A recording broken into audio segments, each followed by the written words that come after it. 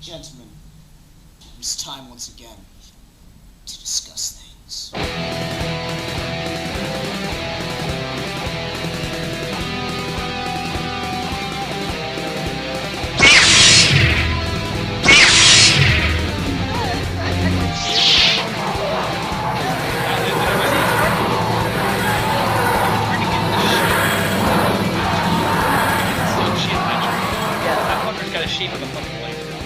Well, he probably does. He's Tony Stark. Alright, and on that note, welcome to another episode of Geeky Gentlemen. Joining me this week is the Jew. Was that recording the whole time? Yes. And Alec is back again. Esplin227, welcome back. What's up? There'll The be a Jew? I feel uncomfortable. There will be a fade. That's a good segue into what we're talking about, though. Yeah. Well, you see, I just showed Chris and Alec the intro for this week, or part of it, I should say. And let's start out on that note. Chris was talking about how he's going to a con. And he's shaving his beard like Tony Stark. So it's an interesting segue. So, all right, immediately. I stand on the side that the Green Lantern ring is a better piece of sci-fi technology to own than the Iron Man armor, because you can make an Iron Man out of a Green Lantern ring. Yeah. See, okay, it depends on what we're asking, though. If you're asking narrative-wise, which one is better, I'm gonna go with the Iron Man costume, just because... Of course, if you have a magical ring that can make anything, that's going to be better than all conceivable things, because you can then make those... You get what I'm saying? It's sort of like jumping the shark, you know? Like, I don't even know if it's not magical, though. That's the thing. It's not magical. Yeah, it's alien you can't see technology. me. I don't know why I'm saying doing that's quotations. magical. Then of course the Iron Man armor's magical. No, I just don't understand. Dude, they can't even make a robot go upstairs right now. Well, How are no, we gonna that's buy- not what magic is, though. That's not what magic is, though. I'm not saying that it's impossible. The Iron Man thing is impossible, or the Green Lantern thing is impossible. What I'm saying is, narrative-wise, like, if I were to make a character, of course I can make him all-powerful. That's almost what the Green Lantern ring kind of does. You can make... It depends on the person. It really depends on the person who's using it. Because the thing is, it's not got an infinite supply of power. It only works as well as you can make it work. Oh, okay. See, I know almost nothing about the Green Lantern. I'm not really that much of a traditional superhero guy. No, that's fine. It's just, I'm saying, as far as technology goes, it has much more potential than an Iron Man armor ever could. So that's why I think it's a better piece of technology to own in this fantasy but world to be where you fair, can own both. wasn't one created by humans and the other created by some literally like ancient alien, god-level alien technology? Well, they're like, yeah, they're the closest things to gods in that level of species in the DC universe. I'll give you that. Yeah, because to use a comparison, that would be like comparing a lightsaber to a Star Destroyer. Just in that they're made by, I'm sorry, I said that wrong. But you get what I'm saying? It's like the comparison seems different pieces of technology. Yeah, well, it's not two like completely different pieces of technology because Green Lantern tends to use them the same way Iron Man does. Yeah. Technically, the Green Lantern's ring is not the same class of item as the Iron Man suit, because the suit, as Stark pointed out, is an advanced prosthetic. Yeah, exactly.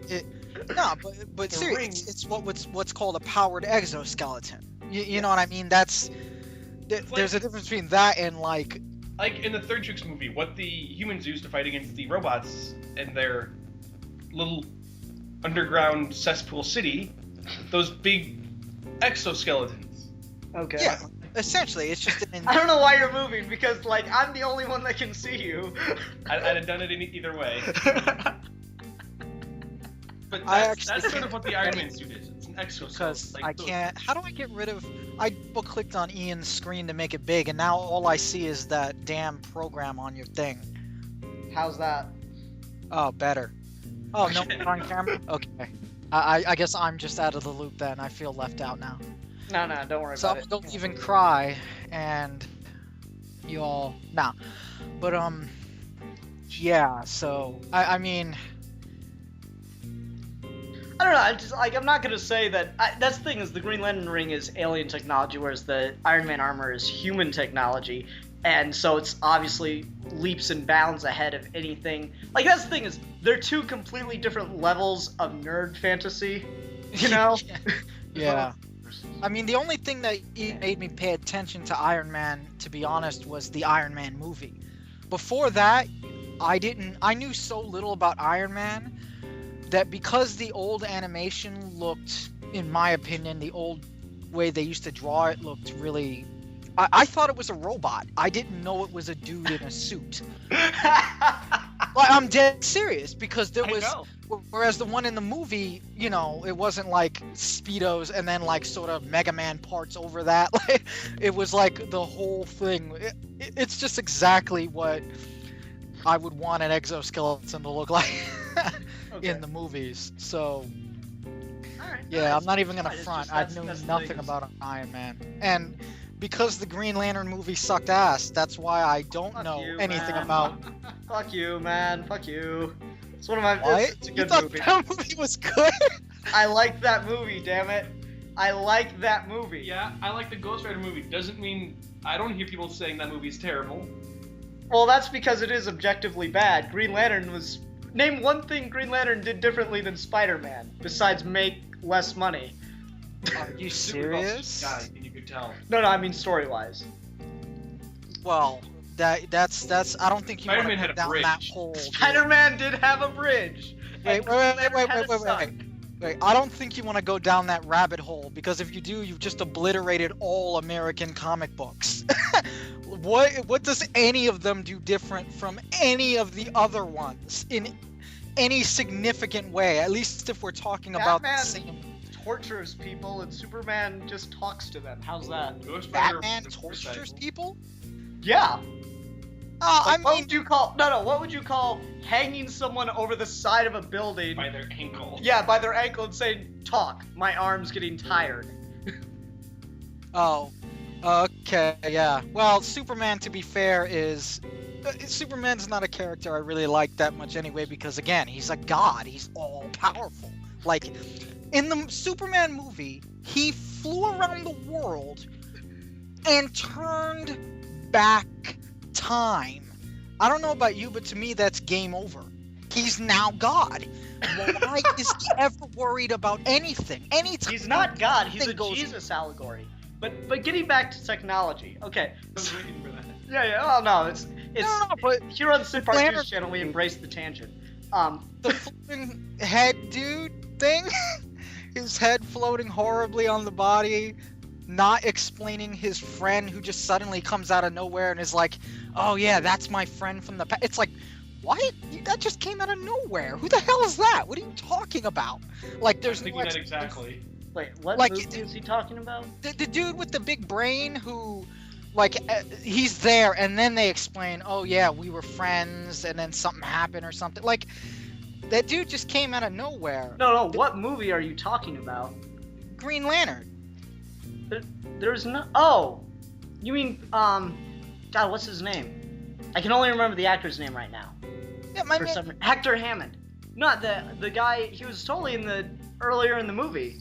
Like actually, there was an intro scene where you see them as kids that got cut.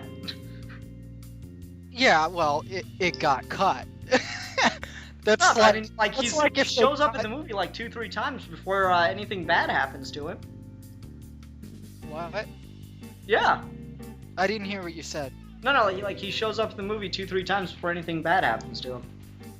No, I know. It's just it doesn't make sense as to why just suddenly he's evil.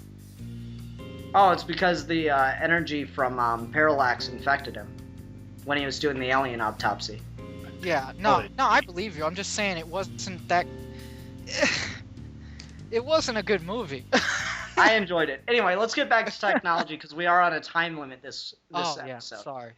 No, it's fine. It's fine. Here on Sid Part 2's channel, we embrace the tangent. Anyway. Alright. What? Continue. We are a tangent? This is like the ADD channel. We just turn it on and listen to us go. Alright, so I think even outside of the movie, the Green Lantern ring is actually a really interesting piece of technology. Here's a computer that has all the knowledge of every assimilated race in the universe compacted into it. It accesses a giant mainframe that spans across light years, and it turns your thoughts into things. No, that's badass. No, don't get me wrong. That's epically awesome on the... Like... I mean, yeah, it's basically you have 3 wishes. I wish for all infinite wishes. It's kind of that. It's cool. No. I didn't mean it was. But anyway, Big giant hammers everywhere. Yeah. What? Okay, well, actually, let's get away from Green Lantern and Iron Man. Let's go into Thor, which is technically technology now and not magic anymore. No, that's what the Norse for the Marvel has been the whole time. It has always tried to be like a blend of technology and magic. Well, nah, Some of the that's older recent. ones were. The beginning stuff, it was definitely magic. In the really early stuff, Yeah. Right now, okay. it's Ever since the Ultimate series, it has tried to been a blend. yeah. But the Thor hammer is apparently constructed in the heart of a neutron star, and I'm not even gonna try to say the name of the damn hammer. Mjolnir? There you go. That. Alright, so here's something that's constructed in a neutron star, but for some reason can harness electricity and control the weather. I find that interesting. How about you, Alec? Any thoughts on Thor's hammer? See, again, this is where you're delving into an area where I'm really... I know very little about. I was a Star Wars, Star Trek geek, Ghost in the Shell. We'll get into that a little bit, but I just want to kind of transition. Thor's hammer. Here's what I'm thinking. When we're talking about ancient aliens, that is to say, aliens that have who is it who wrote it? And this is how I handle all sci-fi in my mind when we're talking about high technology. Any technology advanced enough would be indistinguishable from magic. Yeah, that's who is that? I'm trying to remember the name of the person that said that. I can never remember his name, but I always that quote stuck with me. And I have 2 other principles that I think are true in reality, and I don't have any proof for it, but it is conceivably possible. Or not think are true. I'm sorry. I go by 3 laws. That, I call that a law, because it's true. Take any of our technology to an island where people haven't seen technology, and they will not be able to distinguish it from magic. 2, technology will always get, as far as we can afford it, it'll get cheaper and smaller exponentially. And the third one is one that I came up with. Anything you can do with silicon, you should conceivably be able to do with carbon, except more efficiently. Do you get what I'm saying? That I could see that being mostly true. Yes, like a camera. Well, an eye, if we could do with flesh what we could do with a camera, we can go infinitely further than we can with our silicon-based technology. So, I have one counter argument to the if we can over time, if we have the resources, we will make something smaller and cheaper. Yes. Tablet phones. Tablet phones? Yes, they are phones the size of tablets.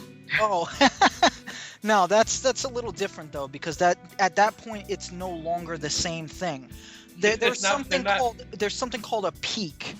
For instance, with say when you hit a new type of technology, it always blows up big again, and then that itself starts to get smaller and smaller if that's what we're going for.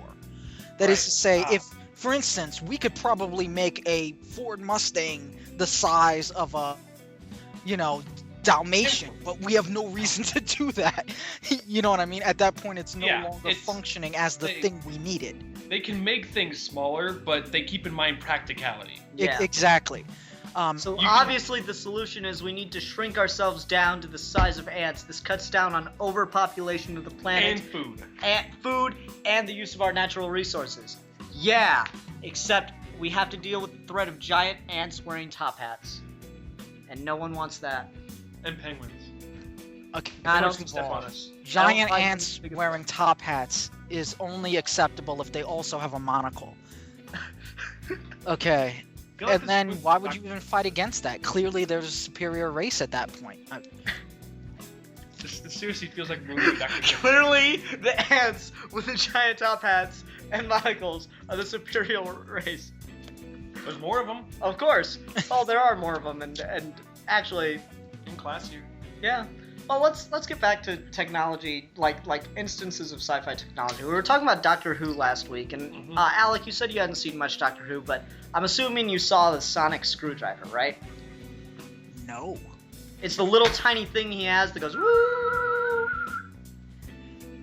When I say I've literally only seen 2 episodes, so truly No, like I say he no. uses it in every episode. It's like it looks like a magic wand with the blue light at the end of it, or green, depending on which episodes you've seen. I've seen 2 episodes, one of a random episode in the past, I don't remember, it's been forever, and then one of the new Doctor Who, the first episode of the new season. So I have not seen any Doctor Who really. Okay. Well, here's the thing. He has a little tiny thing. It's like It looks like it's about the size of a screwdriver. yeah, about a the little size bit of a bigger. screwdriver, a little tiny bit bigger. It makes a woo sound. And it like opens doors and fucks up technology, and Chris and I were discussing it last week a little bit. So the way we think it works, because it doesn't work on wood, but it works on metal doors. Okay. Everything else basically, except living things. Yeah, except living things, and wood is a living thing. So it can open doors, and it's said to use sonic energy. Here's my thought on it. It vibrates the molecules in the metal, in between the metal, to basically jimmy the lock. That's what I think. I agree with that too, because some things take some longer than others. Yeah, And- no, I could see that. If it's, as they say, deadlocked, he can't open it. It's an interesting thought. I like the idea. Without the instrument that locked it. Yeah. Now that's the thing. I like that it can do that. I get a little confused when it's, reading scans off people. Well, what you can see for that is it uses sonar or ultrasound.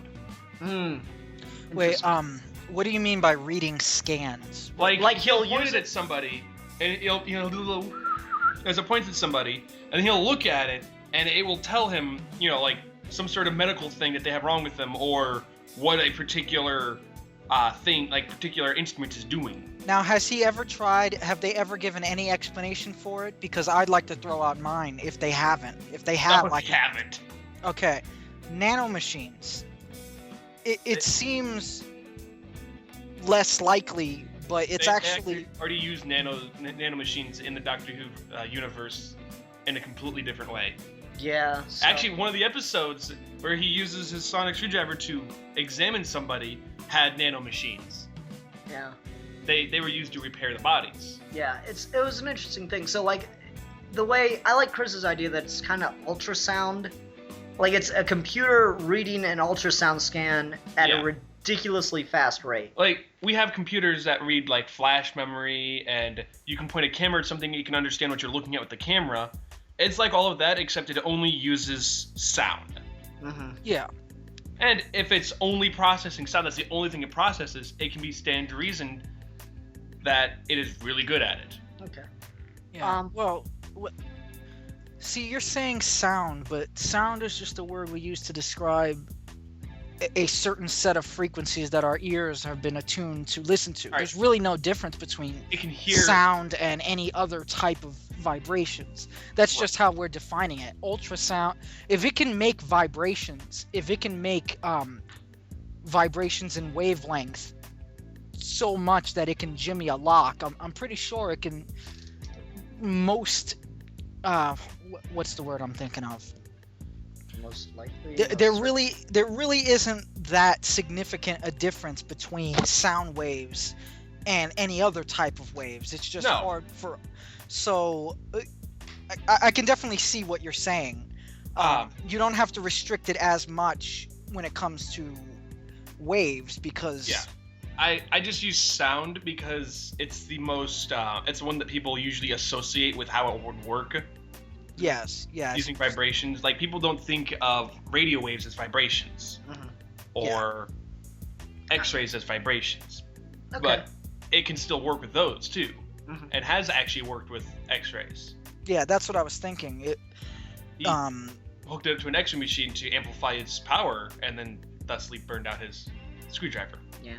All right, let's we got a couple requests because this topic, good topic, Chris. This really got a lot of interest. Yeah. All right, so I'll run down this list real quick, and we'll go through all of these, and we'll pick them in the order you'd like. Time machines, light speed engines, laser technology, teleportation, and cryogenics. The teleportation also says not just as portrayed in Star Trek. Perhaps go into the fly. And actually, as I was reading these too, and there's one that mentioned Ghostbusters. the Ghostbusters technology. Yeah, we wanted to talk about Ghostbusters too. So pick away, guys. I'm all ears right now. Well, can I say something? Oh no, go ahead. You go first. Teleportation. I had a hypothesis of how this might work. You guys know that quarks exist in rotations. That is to say. Oh yeah, you talked about this last time when we were talking about the Tesla machine and Yeah, quarks exist in rotations. You also have quantum coupling. It's been shown that you can recouple molecules that weren't originally coupled. That is to say, what I'm thinking is if you can recouple a set of molecules. There was a hypothesis, and they meant this as a metaphor because obviously you can't use a real mirror because quarks are smaller than light particles or light waves, so it wouldn't make sense. But they said hypothetically you should be able to control you might be able to control the rotations with something like a mirror waving back and forth. That is, control the oscillations. You get what I'm saying?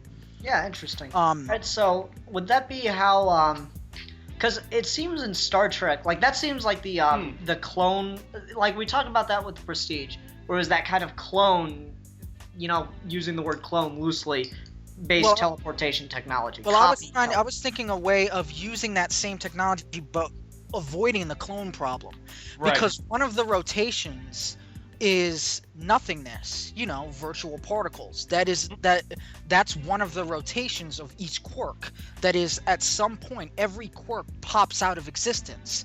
If you could line them up so that they all pop out of existence at the same time while simultaneously, remember, the other quark that you've coupled with will always do the exact opposite. So all you have to do is make all the quarks disappear at the same time. And for a moment, you'll have a situation where it's zipping back and forth, and you just have to make sure you have to make it lose synchronization while it's on the side you want it to be.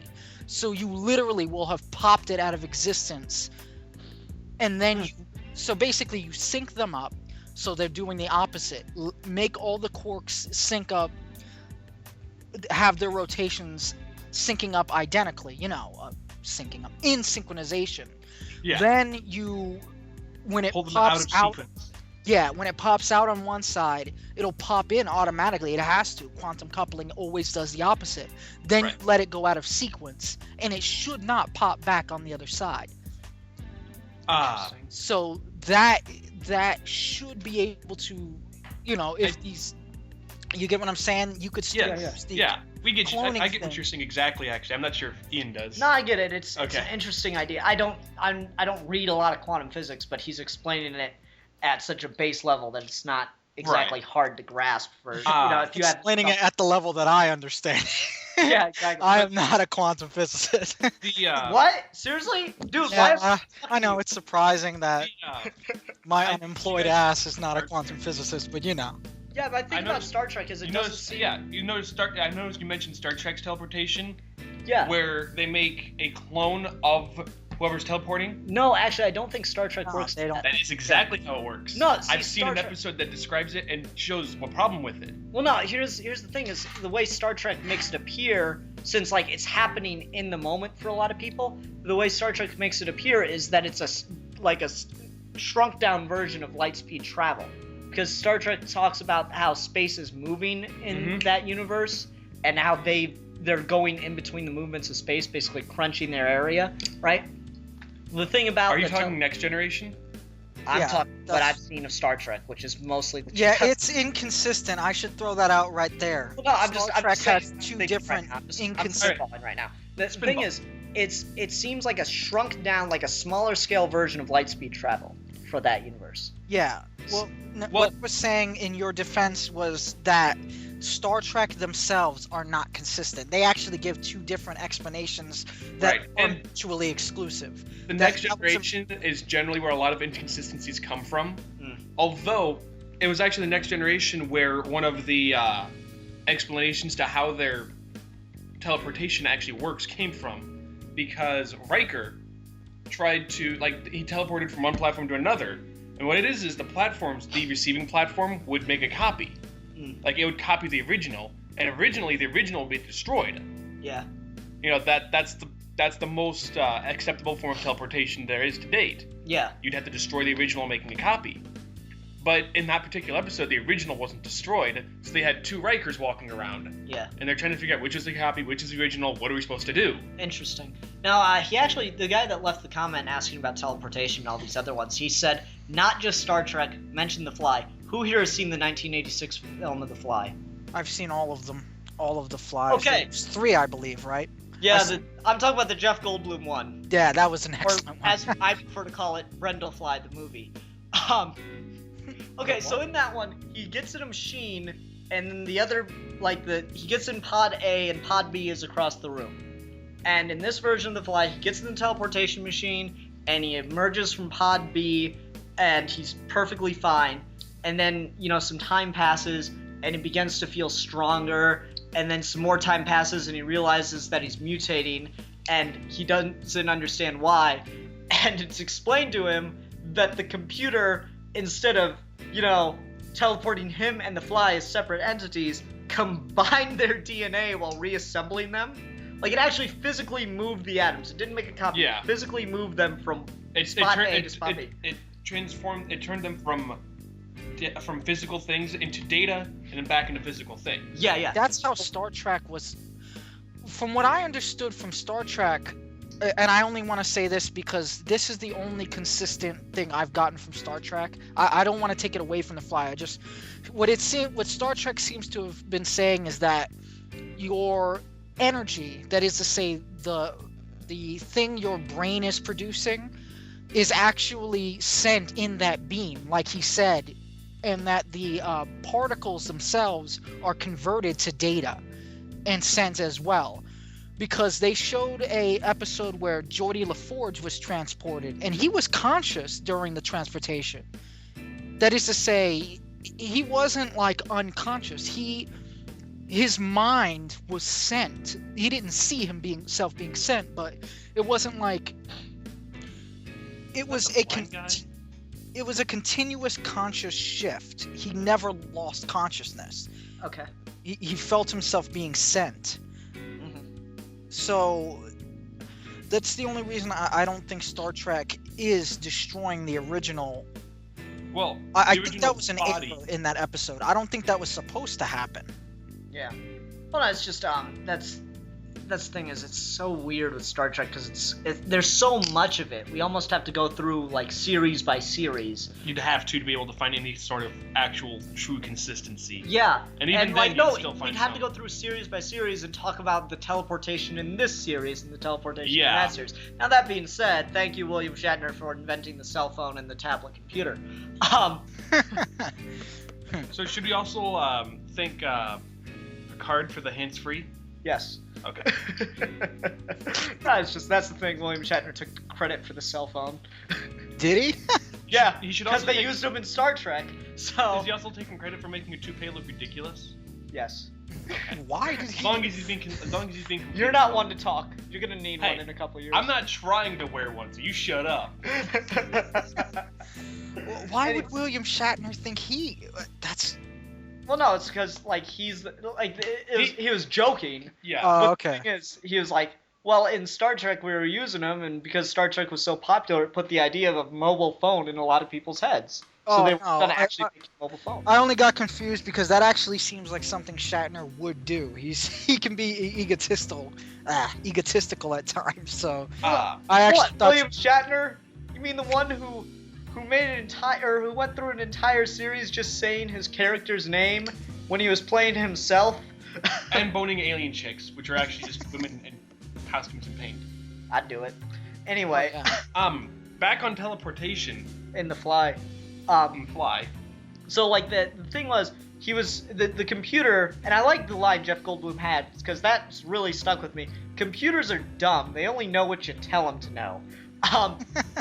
It's very true. Computers like, oh, that's amazing. No, it only knows what you program it to Right. know. The So most the amazing thing is the person who programmed it. Yeah. So anyway, so like the machine took the data, or took the atoms, let's call it, copied them into data, and then physically moved them across the room. All right. But in doing so, it combined the things. So how possible do you think something like this is? Because The Fly seemed like the most plausible explanation for how that could have happened. Wait, for how what? How teleportation, or how a dude getting mixed up with an animal? No, like The combination. the kind of problem with teleportation that is Because associated. that seems impossible. Why the hell would the computer take Yeah, the the computer DNA would not- molecule?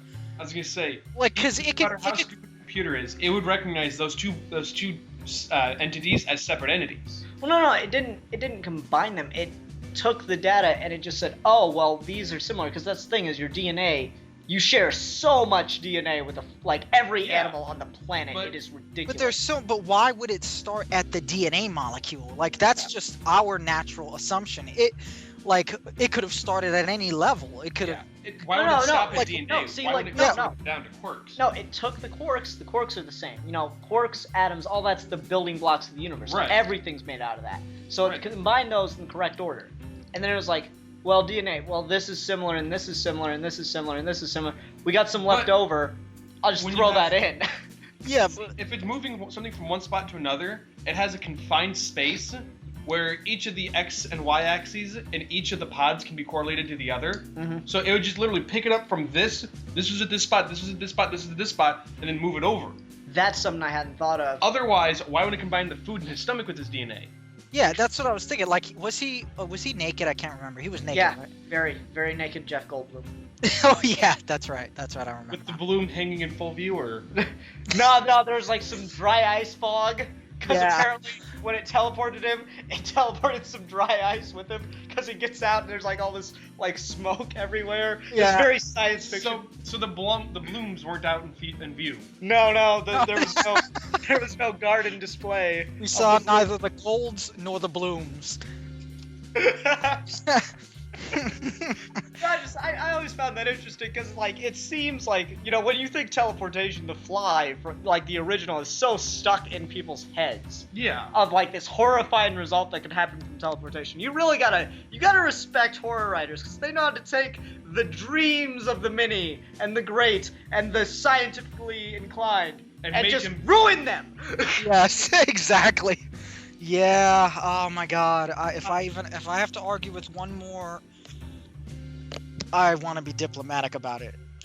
North Carolinian about cloning and or genetic engineering. I'm gonna eat their face. I'm gonna go find bath salts so that I will be able to stomach eating their face because I'm getting sick of that shit. It's like, what if Well, they? let's talk about the zombies then, because that's got some science fiction behind it. It does, especially with how they come about. Yeah. How they survive. See, the zombie thing to me is not as interesting, only because it seems more like it's more like a social desire people have on a subconscious level. To just be able to- have a zombie apocalypse. We've just been promised so many of them. You ever just like sit around like it's like a soldier getting ready for war. No, you don't really want to go fight, but after training for months and months and months, you just kind of like, want to. I had all this damn money spent on me to learn how to kill. Come on now. Yeah. It's just with zombies. It's just like, I know how to survive a zombie apocalypse. I have everything I need. Just I'm give ready. me one. Yeah, what building would you go for first? I would go to a hospital and I would chill in one of the rooms because Resident Evil, what is it? Walking Dead, and there's another one. I can't remember the other one off the top of my head. Probably 28. Yes, 28 days later. All of them wake up in hospitals. And they're fine. No one touched them. They're just chilling. That I'm is just gonna true. go to a hospital, go to the coma ward, and chill. No, You would See- think like that would be totally where like a buffet. The zombie could just take his time and just eat a Well, little bit of someone. actually, a lot of hospitals have secure areas where you need to get need a card to get into them. Like getting out, you don't. Yeah, So no, a that's lot of true. people, once the doctors are gone, nothing can get back into that area. Oh yeah, that's right. I forgot about that lockdown, so people don't diddle the coma patients. Right. Now, there's a problem of food. There's all these IVs. Food! You can survive. If they can feed a coma patient, they can They feed feed me. them through a tube. They can feed me. You know what? Sorry, bro. My tube. I'm surviving the zombie apocalypse in the coma ward. Damn it. I feel like we've gone off subject a little. Maybe a little. No, I mean No. the thing about zombies is there's a couple different technological ways. One of them's like the 28 days later one. Which There's is, a mutated rabies virus. yeah, that was There's interesting. nothing supernatural about what a zombie is except the fact that they're really hard to kill. A zombie is basically just... You ever seen a movie with an animal like Anaconda where it's just basically a giant snake, but they make it a little bit faster, a little bit stronger, a little bit harder to kill? That's Little all a bit. zombie That damn thing is. wouldn't die in Anaconda. Huh? That damn thing wouldn't die in Anaconda. Yeah, that's what I mean. They make it to where it moves. So to me, that's all a zombie movie Well, really is. A zombie is like it's. You've seen people on PCP. They're incredibly strong. They don't react to pain, except the zombie is an exaggeration of that. You can, In 28 Yeah, well, that's days the and thing, a 28 weeks zombie- later, A zombie is essentially a virus that has taken over the brain, and it's in 28 days later. It's it's rabies on steroids. rabies on PCP. And steroids. And you know what? They threw in just a little bit of morphine to kill the pain there. But they would die fairly easily compared to other zombies. Yeah. Because it pretty was much. still a person, they could still bleed out. And they also, after a while, their brain would burn out and they would just die. Which True. is why it was called 28 days later and then 28 weeks later, because didn't it And take then just 28 months later, and you're like, what the 28 hell is years going on later, with this? and then 280 years later, and then 2.8 decades later? It's like, what the fuck is going on, people? I actually wait. didn't see You went 28 way. weeks later. You so. skipped a step there. Shut up. But then you have like Resident Evils, where it was some specifically designed virus. Resident That Evil one's- was interesting only because in the way they explained it was semi-plausible that originally the virus was not supposed to be. It was actually the It was supposed to- progenitor virus was supposed to be a cure for cancer. Not just cancer. It was supposed to be a cure for crippling diseases that would degenerate the body. Like the guy who created it. Lou Gehrig's and stuff like that. Yeah, the guy who created it couldn't walk, and his daughter couldn't either because it was a genetic disease that she inherited. And with the virus, she'd be allowed to walk again because, like, the Okay, disease it had which would canon cause are you talking about though? You talking about the movies or the games? movies? Okay, see that's I'm talking about the game canon and the movie canon are a little different. They are. Well, So- the game canon also is a little bit hard to follow because it went from a virus to a parasite. No, the parasite was Completely, it was separate, yeah. Well, it wasn't separate. They got the virus from the parasite. The Lost Plagueis parasite was what they found, which gave them sort of... The basis for it. Yeah, it was the basis for it. The Lost Plagueis parasite just happened to be something that they uncovered. Some sort of evolutionary dead end that couldn't survive the cold somewhere. Dead end. Doesn't seem so dead to me. Well, I mean, like any we have microorganisms that can survive next to volcanic vents, and they drastically shift from insanely cold to insanely hot. There's a lizard that can survive the Russian winters. Yes, I heard about that. Yeah, what it does is when it gets really, really cold out, it just shuts its body down and goes into like a hibernation. Basically, it puts itself into a cryogenic freeze. Okay, cold. Use this transition. Like and in the warm, it wakes back up. Okay, well let's use that as a transition from zombies then. Let's start talking about cryogenics. Cryogenics, now that is right where I think about that shit constantly. The only cryogenics I can think of is Futurama. Not cryogenics, sorry. I thought. I love how just like abusive they are with that technology in Futurama. Cryogenics. Yeah, like the guy, there were the guys that were working there, and the dude, like he got bored all the time, so he bought a Halloween mask of an alien, and he would just wake people up and scare the fuck out of them, and then freeze them back. No, that was with the thing. It's like he wore the killer robot thing or something like that. The guy had a heart attack, and it's like, that was crazy. I remember. And he's like, he got a heart attack, and Bender's like, oh, we'll have a cure for that in a few hundred years. He's like, we have a cure for it now, and he's like, oh, well then you won't mind me wearing this. And he put on an ape mask.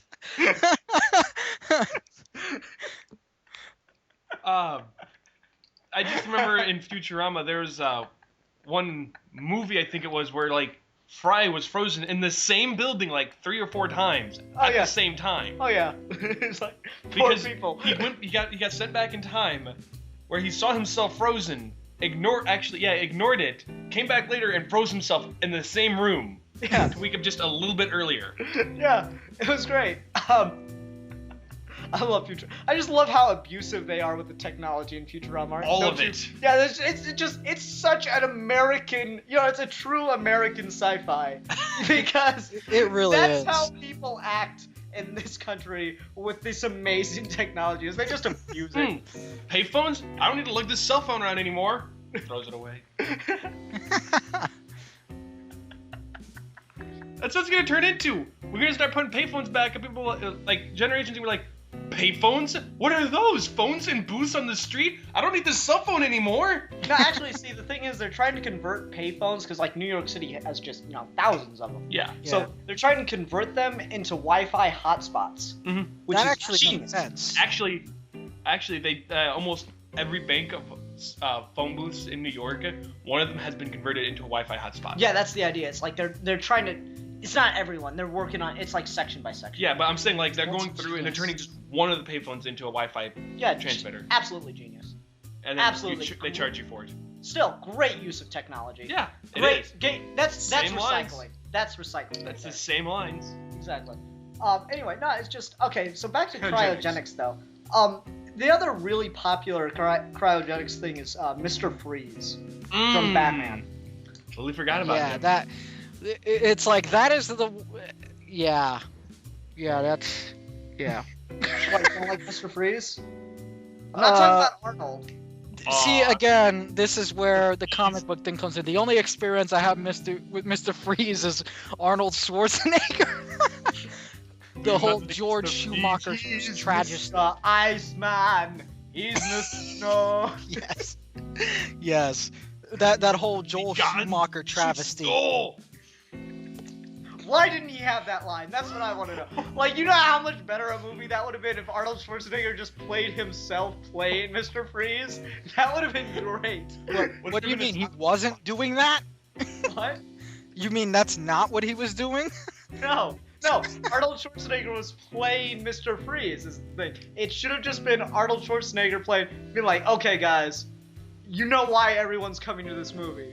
It's to hear Mr. Freeze go rah rah. And actually, I promised a fan film I'd post their trailer / Kickstarter.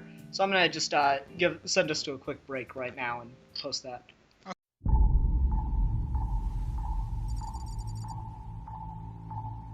Since I was 10 years old, I spent half my life living in the shadow of a bat.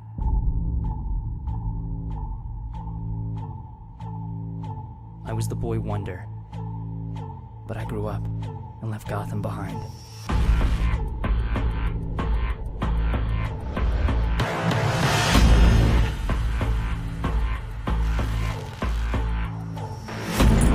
Now, it's time to take justice into my own hands. To live up to an ideal, create my own name, my own identity, my own symbol. I'm Nightwing.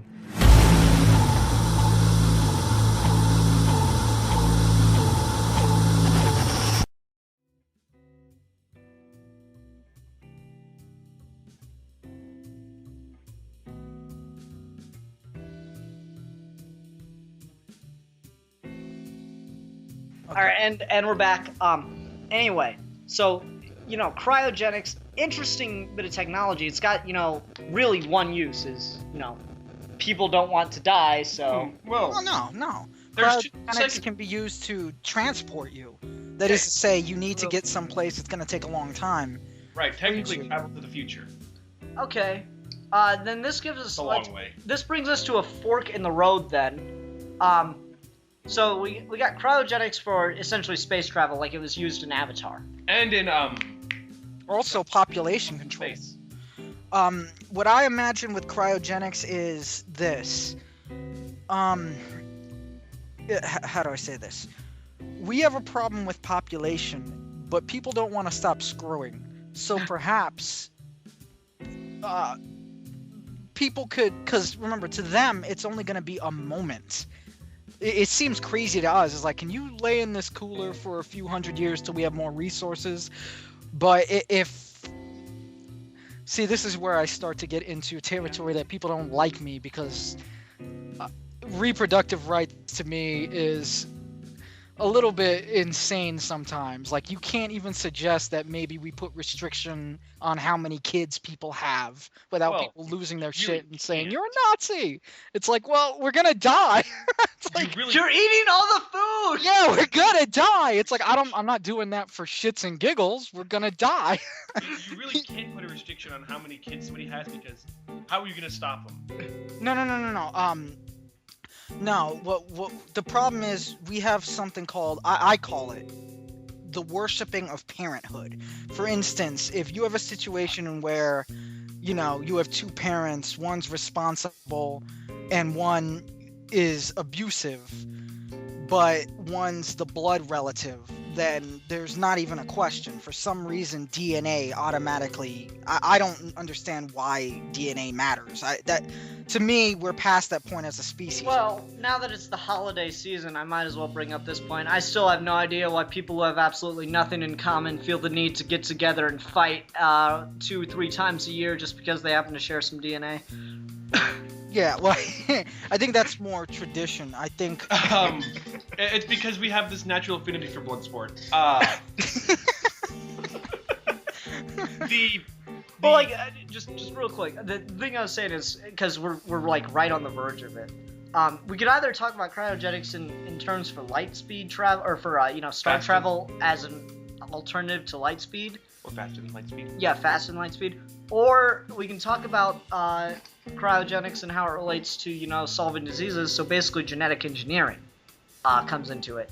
And fork in the road. Which way do we want to go? Because there's not a ton to really say about it. Like I don't know. cryogenics. It's a good segue. Yeah, there's like not many people that don't like the idea of cryogenics. Exactly. Well, people Cryogenics is basically, to me, cryogenics is an ethical. Now, people might disagree with me, but when I think of the medical field, in my opinion, there's a lot of things that should not be a question. That is, there's the right thing to do, the ethical thing to do, that is to try to save lives, and then there's every other opinion. People don't like that, but that's just my belief. If you Well, have the a thing is, way, cryogenics, like right now, it's at such an uncertain stage that it's being questioned whether or not it's okay to do it on humans yet. well, but, here's the like, thing: if There's someone's there's die, almost no definitely- opposition to it down the road.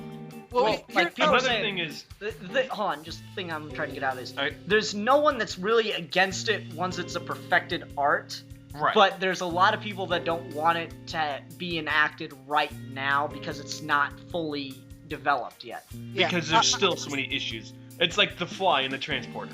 Well, here's the thing. I disagree on one thing, but then again, a lot of people disagree with me when it comes to that is, I forget what it's called, but basically, we have.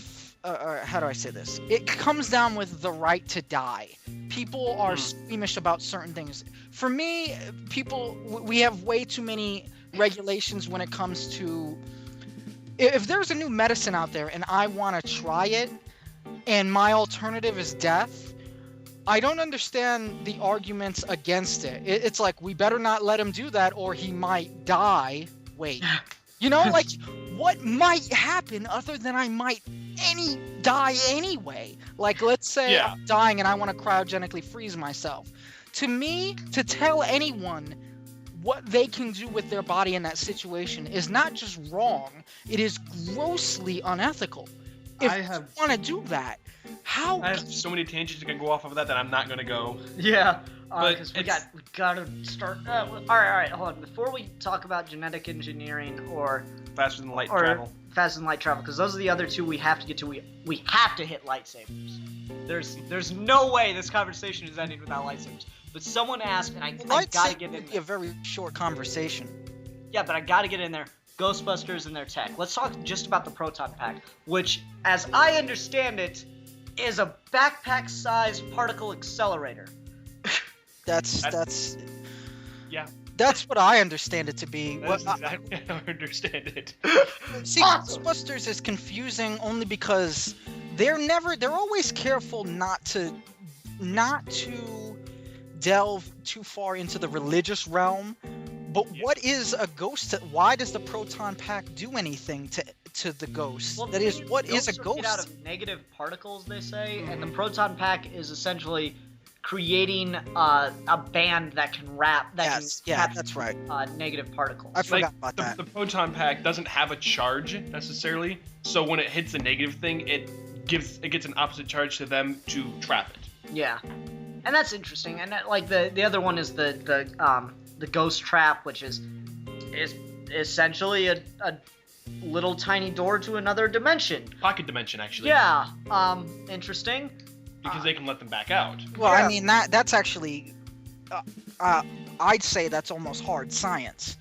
That's exactly what our scientists are working on now, as in, that is wormholes or, Pocket dimensions. exactly, pocket dimensions. To me, that's pretty clear. Just like from Ultraviolet, where they used like flat technology. Was that the one with the square swords? Where she like pulled the sword out of like I don't know, flat space? No. The swords were like flat and they were square on the ends. I think that might have been it. I just Yeah, want and- one of those swords. Those Pull things them out just of look nothing cool. almost. They're, Yeah. I don't care what it came But- out of. It just looked cool. But like that would be it was a pocket pretty dimension. nice It was a looking dimension that was flat and she was able to put like a lot of shit into. Like it was bigger than Mm-hmm. her vagina.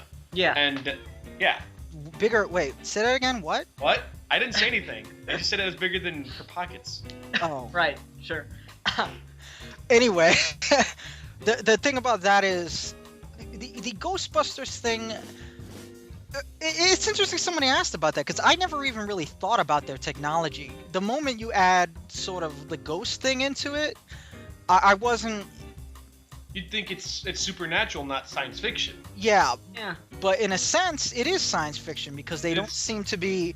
It's more science They're fiction. not. They're not performing exorcisms. They're not. Yeah. Carrying around crosses. It's and stuff. very science fiction. It's So, like- very. We'll say it's very secular in that it's not really anyone's mythology. Ghostbusters created its own mythology and ways Yeah. to defeat the mythology. That's what's interesting. Ghostbusters is not just tech; it has its own mythology. Yeah, and that's the thing is the ghosts in that, scientifically speaking, some of them were like obviously from Earth. Others were from other dimensions. Right. Like Yeah. Yeah, and what was the line from the lady what was the name of the lady at the end? Are you a god? Before she turns into the Stay Puft Marshmallow Man. Are you the key? Nah, you're getting. I think you're getting No. two movies mixed up. No, she says, are Oh, you the a god? Keymaster. The Keymaster? Is that what you're talking about? No, the Keymaster was the little runty guy. From Matrix. No, there's the woman that comes No. out at the end of Ghostbusters. Not And- the Matrix. She's the gatekeeper, and he's the Keymaster. Wink, wink, nudge, nudge. That's. Are you getting the joke that they were saying? No. He's the Keymaster, she's the gatekeeper. I'm not- Key, gate. Yeah, Key, I just don't gate. know. I got that part. Ghostbusters. I don't That- know who the fuck the gatekeeper is. Is she That, the that gate- was That was the person you're thinking of. Okay, well, she was obviously from another dimension. Like, she was possessing somebody. Like, And things that's possessing her from that's another actually dimension. reminds me of probably my favorite how it should have ended. When they go, she's like, "Are you a god?" And then the dude just goes, "Yes." Oh, awesome! I've been waiting so long to meet another guy. yeah. It's like, oh, you gotta be fucking kidding me. Oh, You're in here. man, What the hell that's took you so cool. long, you bastard? I love that. Just like that was the best how it should have ended video ever. Just, "Are you a god?" Yes, we are all gods here, actually. Ah, sweet. God, I've been looking for so long. And then they just hit her with the proton guns and put her in the fucking thing. It was awesome. Yeah, no, that was awesome. I have a few. Well, But anyway, like what I was getting at is, so there are obviously like things that were previously humans, Mhm. and then they're like Things that were something never. from other dimensions. So I'm trying to figure out what could we exactly say the scientific explanation for the things that used to be humans are. oh well, that would that's a little. It's a psychic imprint. What does that mean though? What is It means psychic? it the means electrical whatever he charge, wants it to. electrical charge from their mind is for some reason physically manifesting itself. Etched into something. No, I'm with you on that. I just wanted you to say it because I have a hypothesis or two about that. Do you know? I have hypotheses about certain things that are functioning hypotheses. That is, they're You ever seen those stupid ghost hunter shows where it's like, what was that? And then they See, those shows would have more credibility if they didn't play scary music. No, those shows would have more credibility if they didn't already decide ahead of time what it is. For Yeah. instance, you go into a haunted place. What a real scientist would do is say, okay, assuming that they actually are seeking these things, you then say, what could these things be? You Yeah, don't- not, oh, it's this, it's what could have caused this. Yeah, what could it, for instance, there's one or two hypotheses that I think might actually be worth looking into. That is, maybe in certain circumstances, just like with a cassette tape, you can record sound, and with a VHS, you can record video. We're talking about electromagnetism, and the brain is chemical electric impulses. Maybe in certain environments, in certain circumstances, you can record pieces of a personality. That would maybe explain why ghosts seem to do the same thing over and over again. It's not a dead person. You've recorded perhaps a piece of the complex matrix that is a person. You get what I'm saying? Like, Yeah, going like up and in down the stairs. Maybe you an episode of Doctor Who, Silence in the Library, they describe it. Yeah. Where when somebody dies and they have a piece of advanced technology on, it can trap part of their consciousness in it. Yeah, well, no, the For thing is momentary- that well, it the makes it- technology worked telepathically. Right.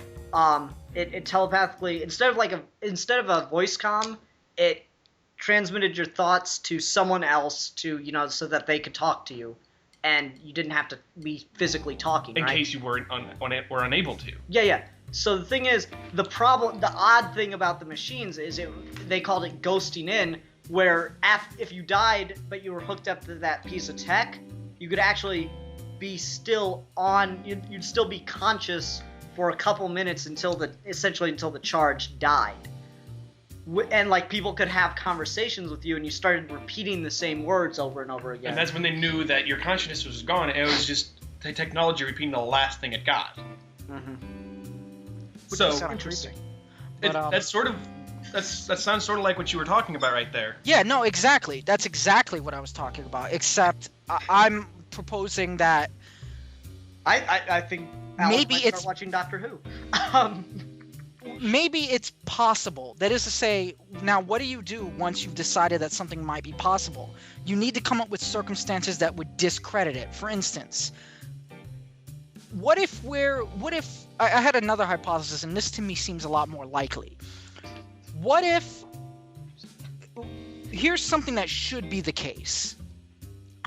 If it's just recording a piece of personality, there's no reason why it should only be able to record someone who's dead.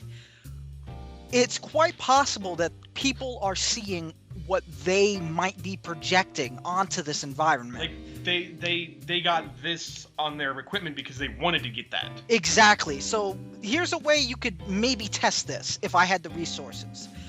You've seen those things where they spread a rumor about a house, say it's haunted, and it's not really haunted, and people repeat what they've heard.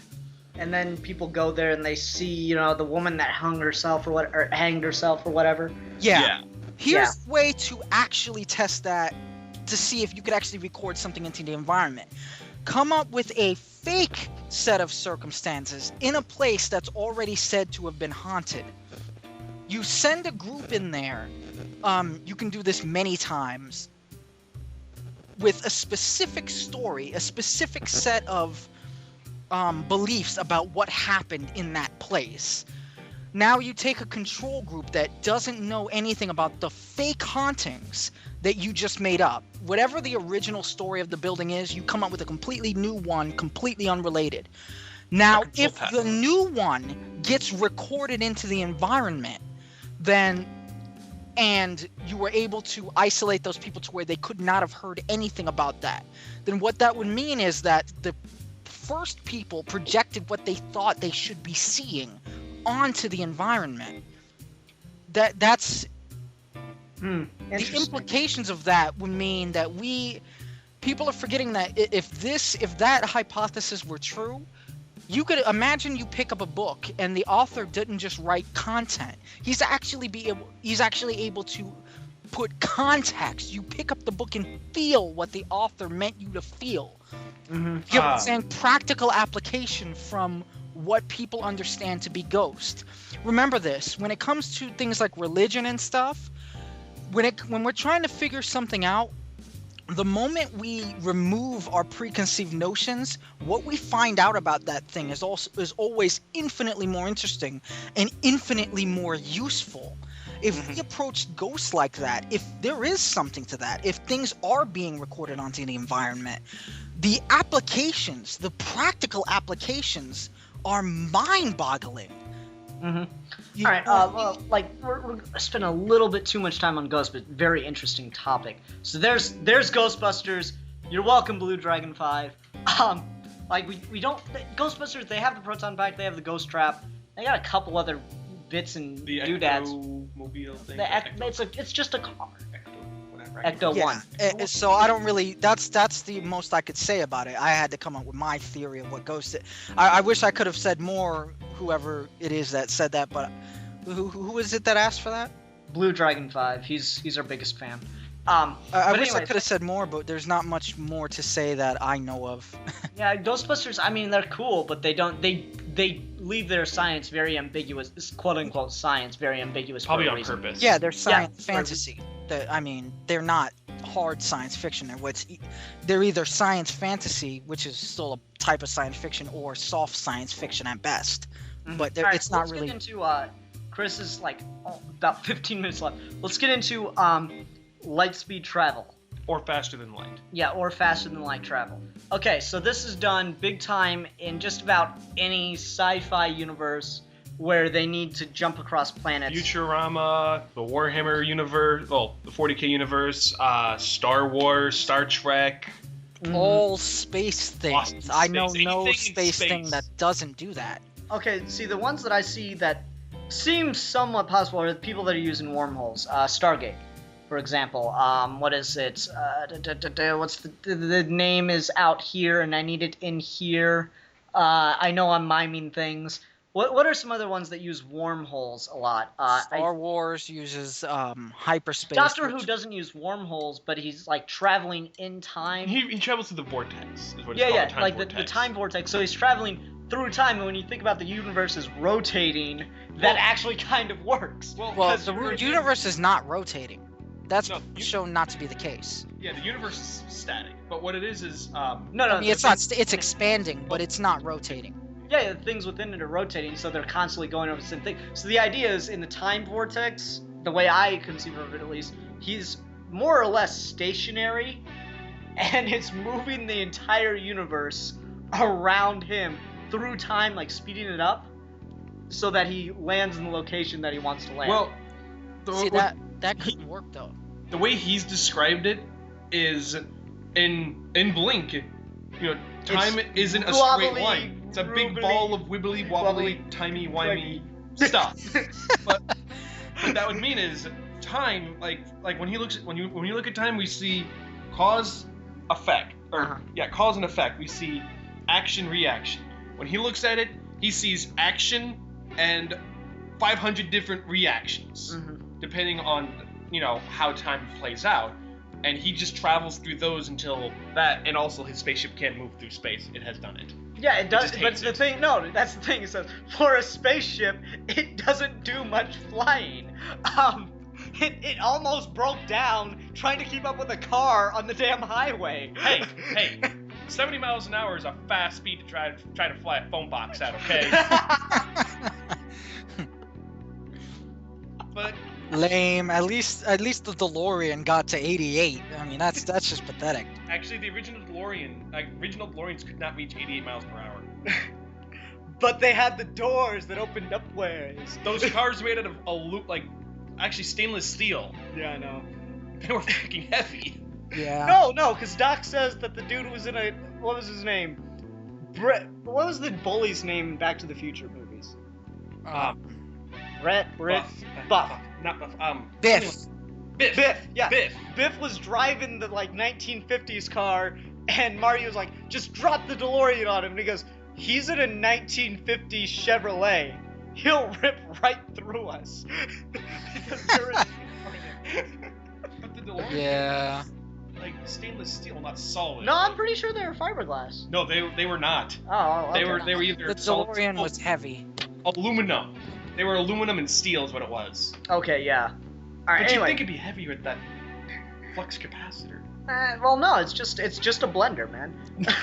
Okay, so But- it's faster than light travel, and we wanted to talk about the physics of time machines a little bit too. And I'm sorry we're condensing so much, but anyway, this is kind of go together fairly well because in order to power a time machine and in order to travel faster than light, you're gonna need to harness Basically the the biggest same source thing. of energy ever, fusion. Unless it's Futurama, in which case it's dark matter. Well, the thing that cracked me up about Futurama is this machine I designed to actually travel faster than the speed of light. That's a That's not- physical impossibility. It's not if you increase the speed of light. Right? Yeah. Also impossible. Nothing. Oh no. The best line in that was, "Nothing's impossible with science," and he's like, "Oh no. Oh, I have to." It was the best line out of Futurama. And he's like, "Oh no.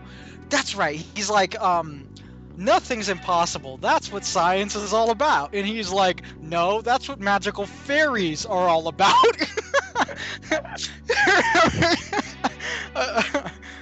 Alright, but so, in order to power a time machine, you're obviously going to need fusion power. I can think of no conceivable way to do it otherwise. Right? Except for blowing up a supernova. I can think of no... No, that's for projecting an image across universes. Yeah, right. I don't get it. It's fine. It's sci-fi. You can pull up sci-fi technology. See, I tried to get it out of the way early. It didn't work. Nope. Faster than light travel is obviously something that, Einstein just throws a whole bone into every sci-fi series ever. Before they even came out. Exactly. Bastard. Well, no, wait, H.G. Wells. Ha.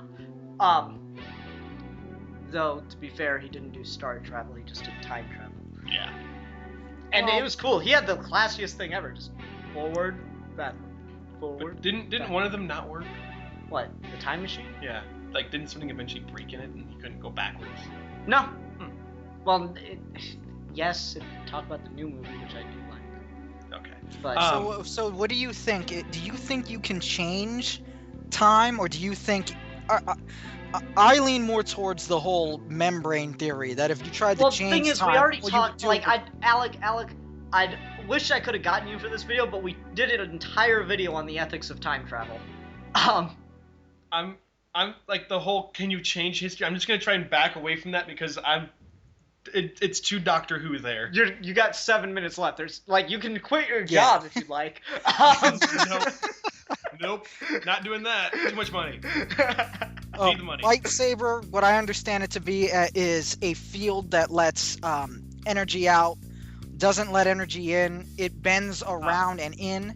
It's What's the not name of the light- Japanese guy with the long gray hair? He's a scientist. Michio Kaku. Shokaku. The way Yeah, he did it, he has a series called like the Science of Sci-Fi, and Yeah. it's awesome because he did a video on lightsabers. He's like, okay, Probably here's plasma. here's what we have. We have plasma, but the thing is, there's an invisible netting that contains Magnetic the field. energy. Yeah, that contains the energy. yeah. I mean, in Star Wars, they explained how the lightsaber works. People are like, well, how does it? They already said that. It's not pure light. It's an oscillating energy field holding in. I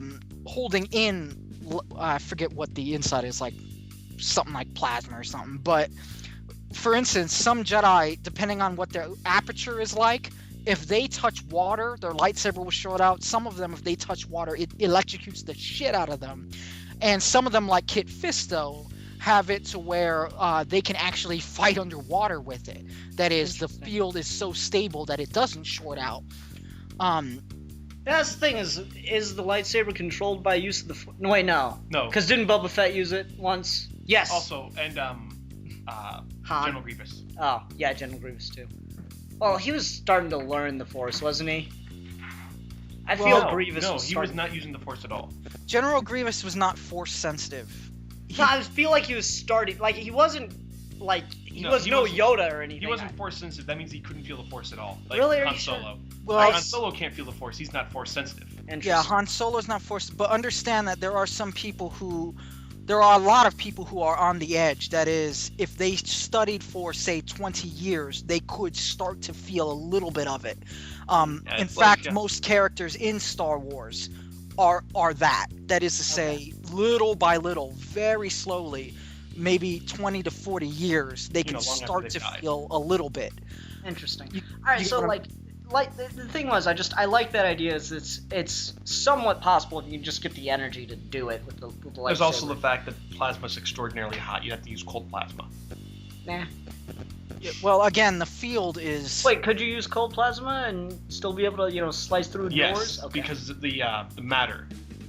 Like the problem with normal plasma is even with the field, the heat still goes through because energy, Mhm. and having your hand right by it, like cold plasma isn't like cold. It's only like I think like 10,000 degrees, whereas Oh, only 10,000 degrees. Right. Because that, I can tell you, I can name all these different things that are only 10,000 degrees. the sun Wait a second. might be wrong. I'm a little confused about the lightsaber thing. Are we saying what it would be like to make one in reality? Because remember, in Yeah. Star Wars, around around 4,000 years, maybe 4,500 years before the birth of Luke Skywalker, they hit a technological singularity, and their technology hasn't shifted too drastically.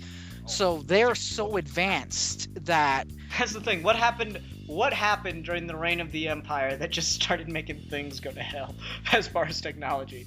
What made the special effects look less awesome? Racist. the same thing that you ruined can everything say what else. you want about the Empire, but they did get rid of racism. No, they made it worse. That's what it is. Every employee of the Empire was human. Yeah, the Empire. But there was no Jar Jar Binks. There were no racial stereotypes. That is true. That is true. Nah, but Yeah, the prequels are pretty fucking racist. What's worse is they're not You just self-aware of that racism. That's the worst kind of racism, where Luke Cage, it's like it's like Captain America and Wolverine and all those characters and the black guy, because he's like the only one wearing normal clothes because he already is something. And People don't realize that in itself is racist. Basically, Luke Cage actually had an outfit, but the thing that made him that actually was less than racist was he eventually got out of the superhero business and settled down with a family. None of the others were able to do that. yeah, but again, why is he different? That is, why did they make him different? You didn't understand that. Again, it just like, remember that, what was it? There was a character called Black Lightning. But he was black and he had lightning powers. How else were you supposed to know what he was? Static Shock. But yeah, exactly, and it's not on purpose. It's a subconscious thing that is. Those are considered a thing. If you're a black superhero, you're a black superhero, and it's not the same as like the Black Green Lantern, that is to say, he's really just. How do I say it? Interesting. You get what I'm saying? That it is not. I don't even know if it's racism. It's just.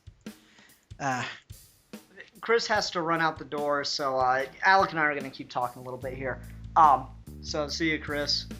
Glad having you on. Sorry about work and everything like that. I wish we could. Damn it! Why do you have to have a job, Jew?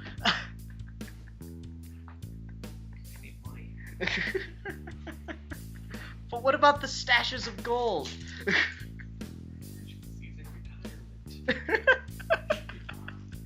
Anyway, all right. So, okay, lightsabers. No, I'm talking. There are people here. I don't like people.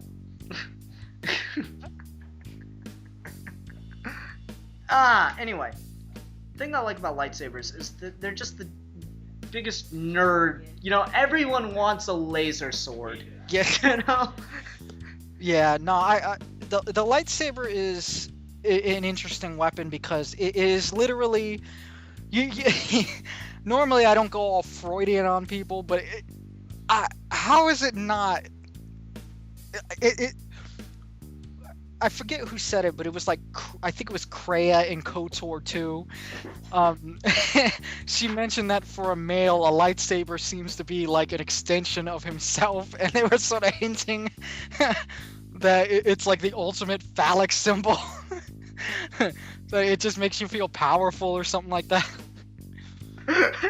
Like it, and it kind of, like, you have a lightsaber, you just want to keep turning it on and off. You just want to swing it around. Like, it's just something about it. No, but Alright, so beyond that, and sure, why not? This is why it's kind of actually good we don't have Milan, because he would just spend the next half hour talking about phallic symbols and lightsabers.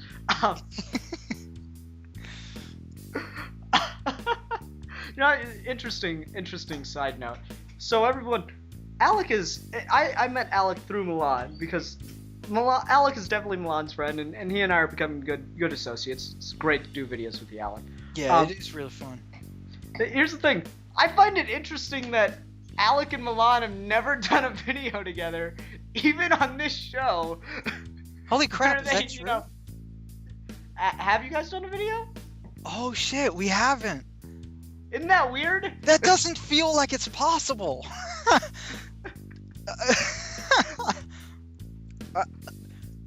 Man, we gotta fix that.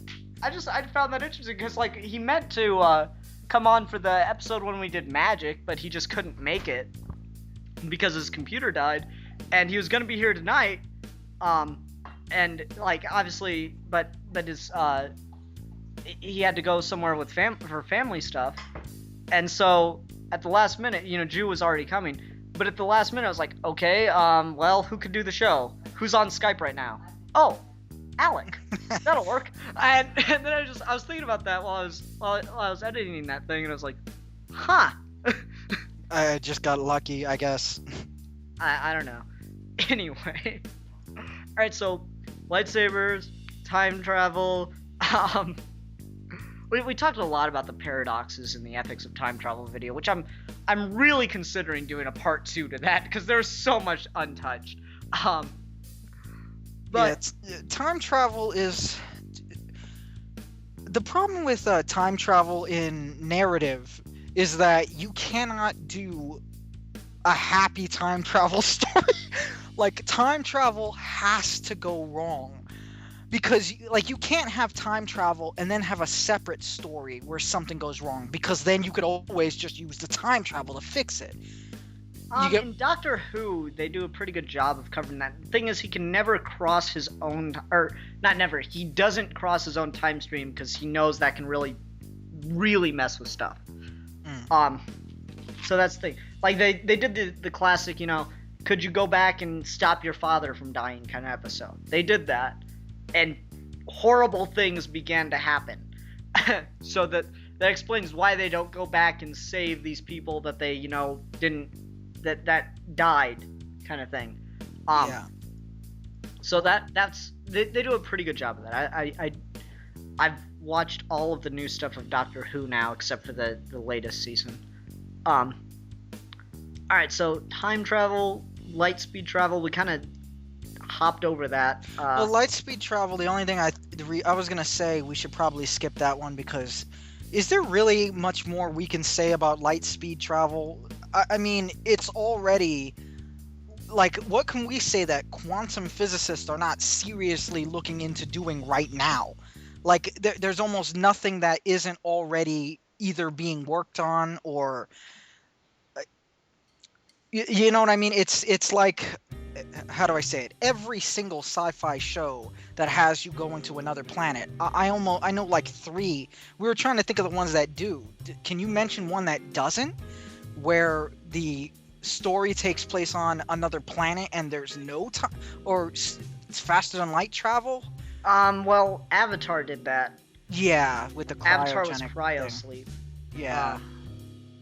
Which actually, you know, maybe not because they don't really say whether or not there's any... Like, the thing is, lightspeed travel still, if you could travel at or faster than the speed of light, it's still going to take you quite a while to get where you need to go, to get anywhere from Earth, because planets are so far apart. Yeah, depending on what method you use. Yeah, but the thing is, it's still going to take a while, so arguably in Avatar, they were still doing faster than light travel, but it still took, 5-6 years to get there. Yeah, exactly. We just don't know. They didn't specify because it didn't seem... I think they did that because it just wasn't important to the story. You just assume they got there somehow. And so you get, what else was it? Oh, Alien. Alien did, cryo sleep as opposed to light speed travel. Yeah, they did. I don't... so yeah, I mean, like, it's obviously, it's the biggest thing. And that's the point I always make is, if you want to know what to invest your money in, look into who's doing things that they saw in science fiction movies. Yes. That's where you will make gajillions of dollars, and yes, that is a technical term.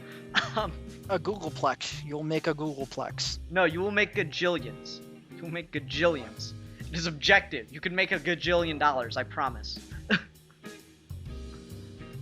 So, I'm gonna go ahead and give you my finances. No.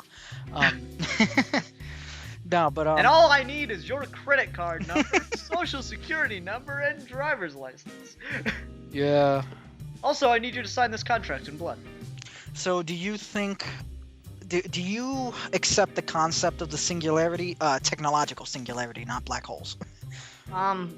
Elaborate on it a little bit. You were talking about it a little bit with Star Wars, but I'm unfamiliar with this. At least as expressed by that name. And give me a minute. Talk long. Ray Kurzweil had a theory. Ray Kurzweil is a scientist who's pretty much predicted every technological breakthrough we've had. He's very famous. He predicted everything from when we would have something like a laptop to when we would have a computer that could read for you. That is, read Braille and read books by scanning them and read it out loud for the deaf. Like, his calculations are always basically perfect, and he can always show his work. Well, he predicted something called a singularity, where our technology increases so... Moore's law talks about exponential growth. People forget that technological growth is not gradual, it's exponential. Each breakthrough makes the next breakthrough come faster. You know what I mean? It's not like we're gonna have to wait. How do I say this? In 100 years, we're not gonna be as advanced as we advanced in the last 100 years. We're going to be, compared to that, it'll be like 1,000 years, because the rate at which we advance also advances. Taking that into consideration, even with our economic setbacks, which would only push back the singularity 5 to 10 years, our ideas of where we're going to be in the future are going to seem quaint and silly compared Just to... like ideas of the future from back in the 20s and 30s. Yeah, basically, those things are going to be...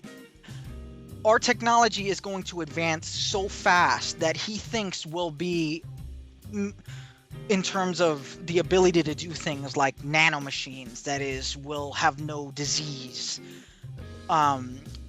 within our lifetimes. And while I normally reject such utopian notions, have you ever seen Brainstorm?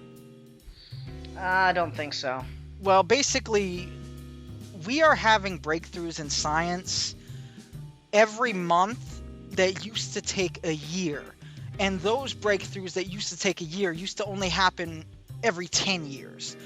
The rate at which our technology is increasing is so fast that by the time we are considering practical application, we've already had another breakthrough. It's just economy is the reason why we don't see these things in action. Oh, so it's the classic buy the new computer, and then you're driving home with your new computer and you see the billboard for the brand new computer that makes yours obsolete. Yes, on, steroids. Except the rate at which that happens is also increasing. Yeah. That is, and I'm not talking about planned obsolescence. I'm saying that we've been in the last year, we've had more breakthroughs in nanotechnology, retrovirus technology. Pick a word, put the word technology after it, and we've advanced in months what it used to take a year. And in some instances, like nanomachines, we've advanced decades. Sorry, I had a hilarious... I could have just taken that really interesting, articulate point and just ruined it. And I'm gonna do it. Dildo technology. Go ahead, ruin it. Dildo technology. Dildo technology, indeed, dildo technology. Now, but considering that, have you seen those horrifying sex robot things? Are you talking about the human-looking dolls or what? No, not the incredibly hot-looking human-looking dolls, but that don't move. The ones that are the sex robots that are just like, oh my god, what is that? Ah! You mean like the machine that just has a dildo on the end of a stick and a wheel that moves a pole?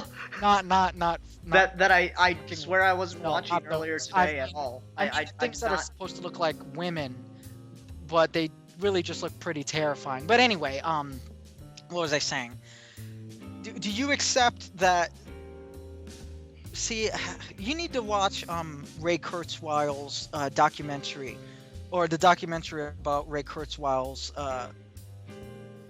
theories about the technological singularity.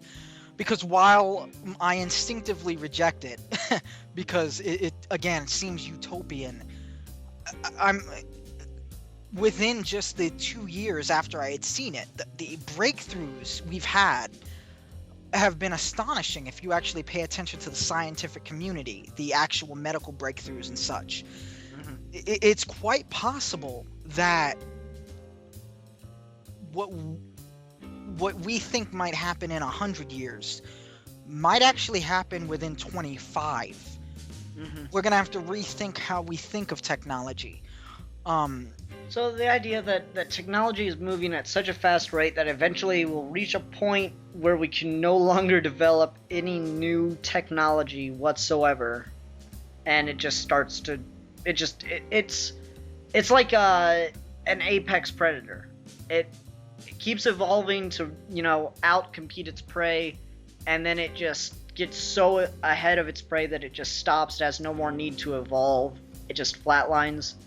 In a sense, but not in a negative way. It wouldn't be flatlining in that it becomes stagnant. It will simply be we'll have achieved what we can conceive to a degree, and we'll know what's not possible.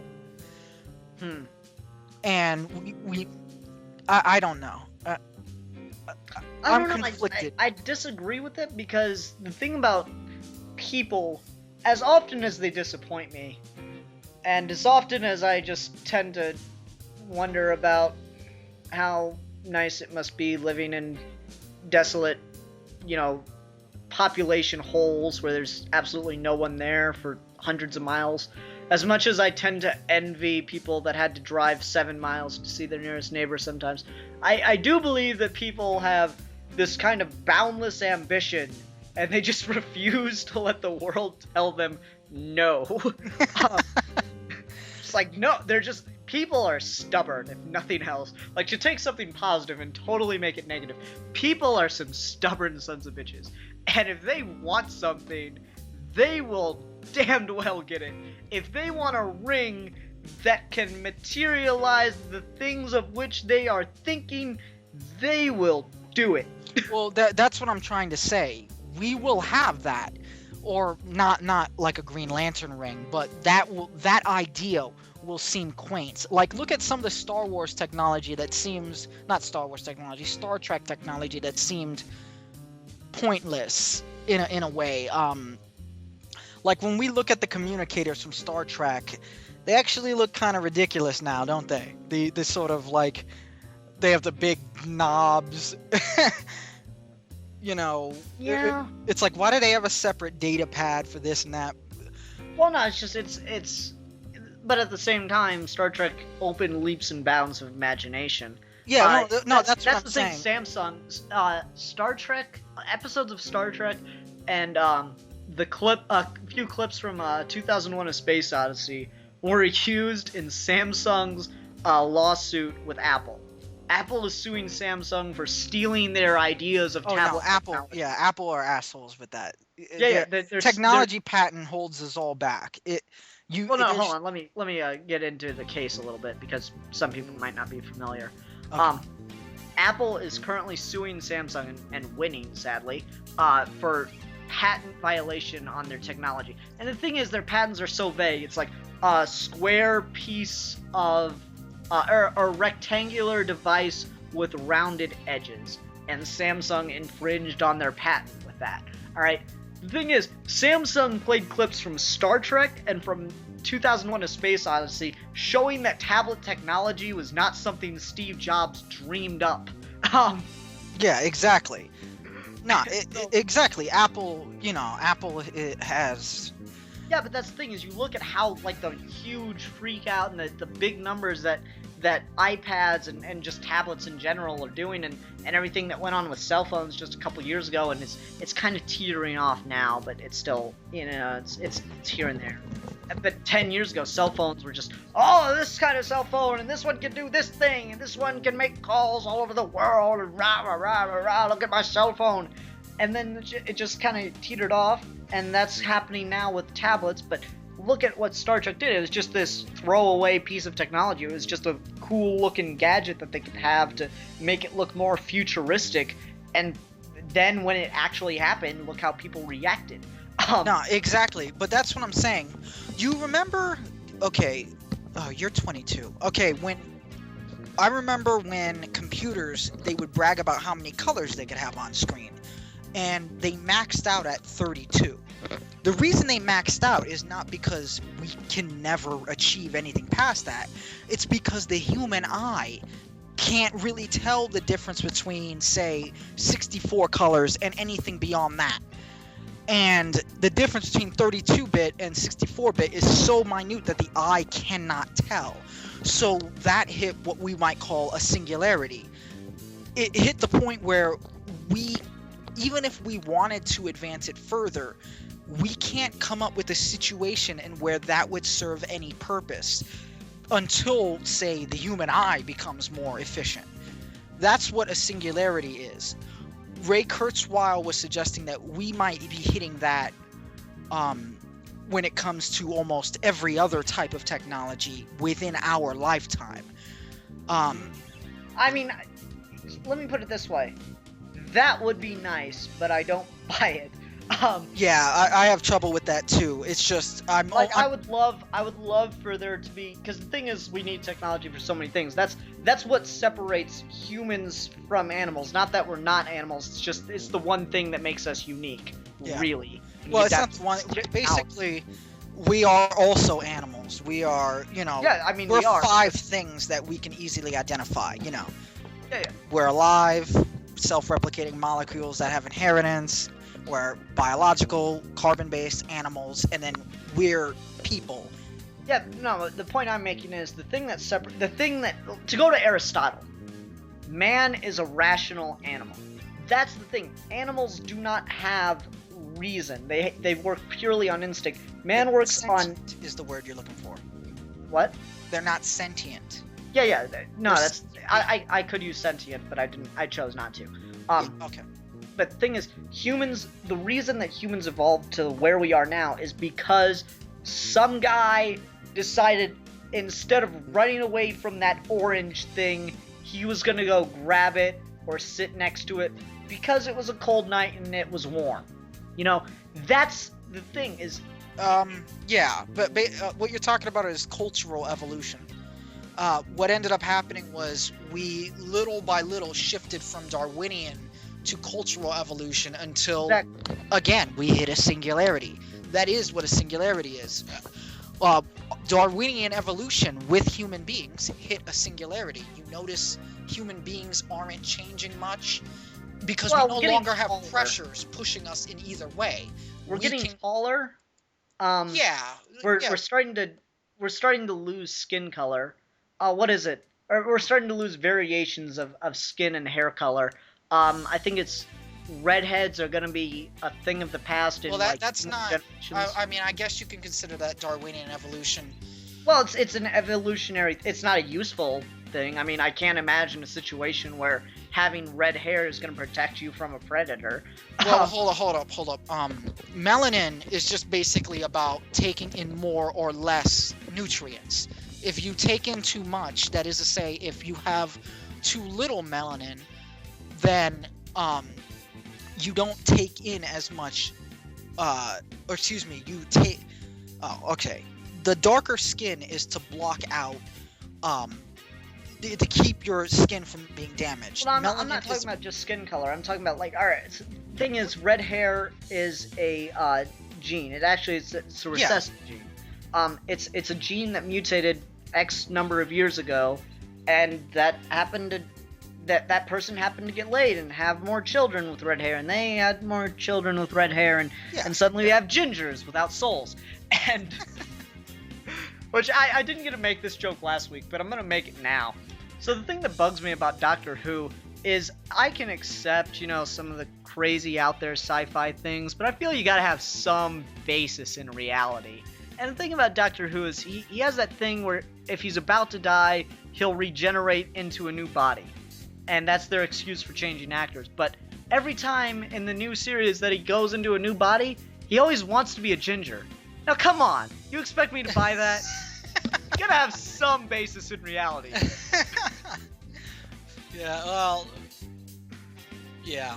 But the point I was making is, red hair is a genetic mutation that happened to the species. There were no Africans with red hair. Well, wait. Well, I mean, it's... I don't want to argue with you, but it's more complicated than that. Essentially, everything is a genetic mutation. Significantly more complicated than that. I'm giving the grade school version. Yeah, because everything is a genetic mutation. Exactly. But the so point it just happens to be the phenotypic effect of that gene wasn't enough to kill that animal, to kill those. It wasn't enough to put a high enough negative selection pressure to wipe it out. Yeah. It was That's a really neutral surprising. mutation. That's essentially. so very surprising to gingers. That's surprising. Yeah, I can't believe that red hair didn't just wipe that species out, that genesis of Homo out. Okay. No, the point I'm making is human beings really we reach that kind of apex predator point where it's just we stopped physically evolving for the most part. Like, we've got little things. We keep getting taller. You know, go to a house built in the 1800s, the doors are smaller because people weren't as tall back then. They talk about George Washington being 6'1" and how he was a giant. Yeah. But that also has to do with health too. Yeah, but the thing is, just as a general trend in evolution, human beings are getting taller. Yeah, we are. That Yeah, is so the case. the thing is, for the most part, by and large, we've stopped evolving physically because we're evolving mentally, and maybe not anymore if idiocracy is to be believed. Which Well, remember that there's something called meme selection. That's gene selection, or excuse me, natural selection or gene selection is the driving force behind Darwinian evolution. Meme selection is the driving force behind cultural evolution. That orange thing you were talking about, that's a meme. The idea that if I get close to this, I get warm. An idea is a meme. That meme survived because it was beneficial to its vessel, its vehicle. And that's the thing is people began to develop technological thinking. You know, humans survived. You can see a couple apes and monkeys using tools. There's a great video from that Life documentary. Oh, there's plenty. There's plenty because people think that it's like Space Odyssey, and it's not. It's not like one day, one ape happened to pick. No, what most likely not at all. happened. The thing is, but like you can see it, it's just a fantastic video of a monkey. It's got, I think, it's something similar to coconut, one of those weird fruits that you can only find in that region of the world, and it's got a hard shell, and the thing has a flat rock, and it grabs a jagged rock, and it smashes the thing. That's a tool. Yeah. That's all, that's all a computer is. It's a tool that makes your life easier. Because that monkey, I'm sure if it kept at it, it could punch that fruit until it got through the skin and was able to eat it. But one day, one of those monkeys probably saw a rock fall onto one of those fruits and saw it pierce it open, so it grabbed a rock and tried it. That's the thing. Well, what most likely happened is its natural instincts anyway. It's complicated. It probably wasn't an accident in that way. It was probably something from an earlier species to a lesser I'm not degree. saying it was. Yeah, like that's the thing is I'm giving the rundown version, so I don't have to go through saying all that. Yeah. Okay. If you think I'm kind of wrong, know that I probably know I'm kind of wrong. Okay. I'm wrong. I'm wrong in the I good live way. in North Carolina, so I'm just I constantly have to correct people. No, that's fine. I get that. The thing is, I'm saying is, I know it wasn't that monkey, and then that species just quit evolving because it learned to use rocks. I understand that, but the point I'm making is that somewhere along the line, some event happened that sparked the genesis of rocks can break through this fruit. And somewhere along the line with humans, we got to the genesis of fire can keep us warm so we don't freeze to death. They didn't think it like that. That's the bare bones of what happened. They realized that this substance generated the thing that stops us from freezing. Yes. And that's all tools. That's all a computer is. It's a tool. And that's, name any piece of technology, and this is where we're going to wrap up because I can't imagine a better place to wrap up. Name any single piece of technology, real, sci-fi, something you just drew up. If you cannot tell me that it would somehow make your life beneficial, then it's not a piece of technology. Yeah, It- exactly. Even if it's just frivolous, even if it's, one of those stupid little, like, toy guns that go and annoy your parents to death, that's a tool. Yes, That to has- annoy your parents. Yeah, it has a very specific purpose. It's done for a reason. It's Heidegger, and I'm gonna lose you here. Heidegger talked about the principal reason, and this is how hardwired your brain is to use tools. All right, try to think of an event without understanding or without trying to think of the reasons for it. Like here, Alec, here we go. I had a ball in my hand. I let go of it. Why did it fall to the floor? Because you let go of it. All right, fine. There's a rose outside, and it's blooming. Why? I don't understand the question. No, there's a rose outside my door, and it is going into bloom. Why is it going into bloom? Give me what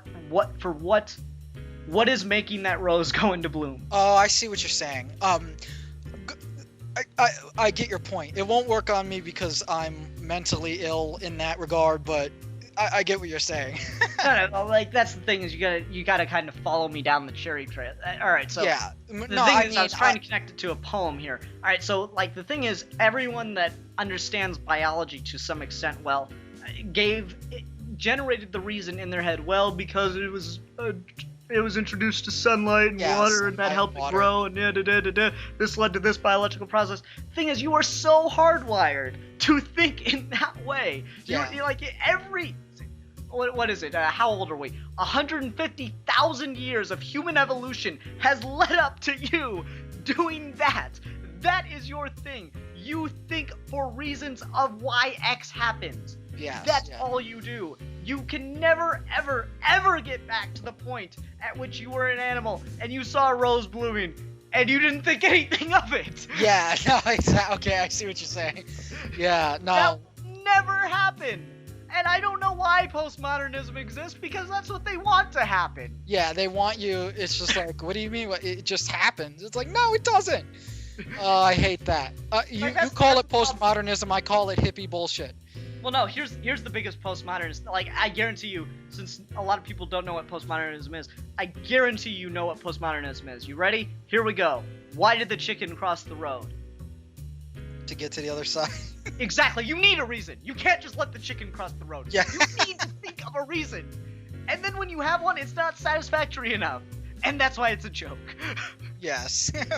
So on that note, Okay, well, Very we can geeky handle gentlemen. that though, yeah. and until next time, we will be discussing things.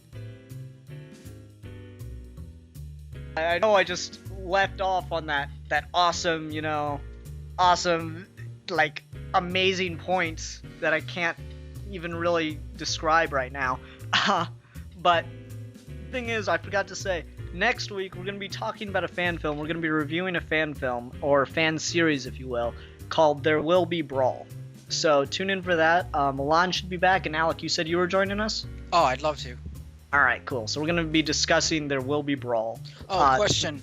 Should I watch There Will Be Blood? Is it a parody of that, or is that just a... No, it's just, it's not, besides the title, there is no relation whatsoever. Besides the title and the fact that the characters are morally ambiguous, there is no relation. Okay. But anyways, There Will Be Brawl is a fan film. Machinima produced it. Part of it's on YouTube, part of it's on their website. So for those of you that haven't seen it, I promise you it's really cool. It's really good. You should definitely check it out in anticipation for next week's episode.